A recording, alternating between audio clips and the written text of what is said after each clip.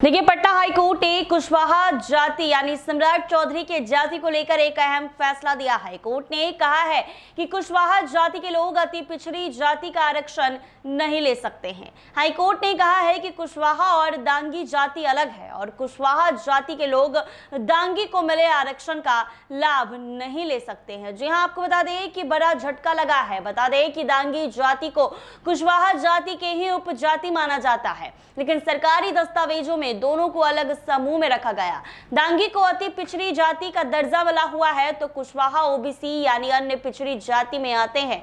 Patna high court ने एक अहम निर्णय में स्पष्ट कर दिया है कि कुशवाहा और दांगी दो अलग अलग जातियां हैं और दोनों का वर्गीकरण भी अलग है। अदालत ने कहा है कि कुशवाहा समुदाय अन्य पिछड़ा वर्ग यानी ओबीसी में आता है, जबकि दांगी समुदाय अत्यंत पिछड़ा वर्ग में शामिल है। इस आधार पर ईबीसी के लिए आरक्षित सीट पर ओबीसी कुशवाहा जाति का व्यक्ति चुनाव नहीं लड़ सकता है।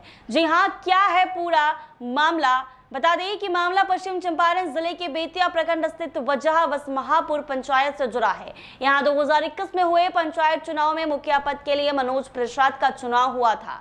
उनके निर्वाचन को चुनौती देते हुए संतोष कुमार ने आरोप लगाया कि मनोज प्रसाद ने जाति प्रमाण पत्र में गड़बड़ी कर आरक्षित सीट का लाभ उठाया है। याचिकाकर्ता संतोष कुमार का कहना था कि जीत हासिल करने वाले उम्मीदवार मनोज प्रसाद वास्तव में दांगी जाति से नहीं बल्कि कुशवाहा कोयरी जाति से हैं, जो कि ओबीसी श्रेणी में आते हैं। आरोप था कि उन्होंने दांगी जाति के गलत जाति प्रमाण पत्र के आधार पर ईबीसी आरक्षित सीट से चुनाव जीता, जो नियमों के खिलाफ है। इस शिकायत के बाद मामला राज्य निर्वाचन आयोग के पास पहुंचा।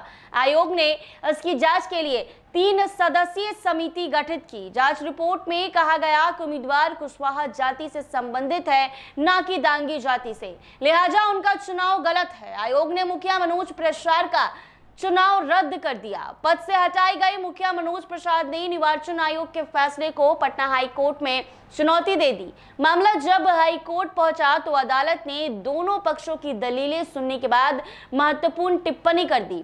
इस मामले की सुनवाई हाईकोर्ट में जस्टिस सुधीर सिंह और जस्टिस शैलेंद्र सिंह की डबल बेंच में हुई।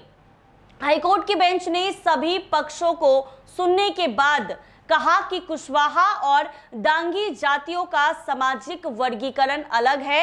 एक ओबीसी यानी पिछड़ी जाति में है तो दूसरा ईबीसी यानी अति पिछड़ी जाति में शामिल है। ईबीसी के लिए आरक्षित सीट पर केवल उसी वर्ग का उम्मीदवार चुनाव लड़ सकता है।